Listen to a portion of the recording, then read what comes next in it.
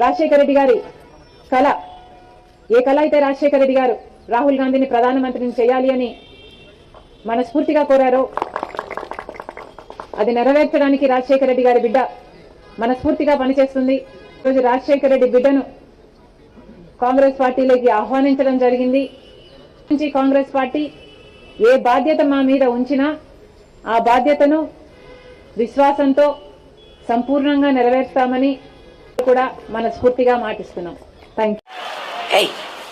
Hey, I've seen this one. This is a classic. అమ్మా, Congress party Rajasekhara Reddy గారు ఉన్నప్పుడు Congress party, ఇప్పుడు కాంగ్రెస్ పార్టీలో ఏముందమ్మా?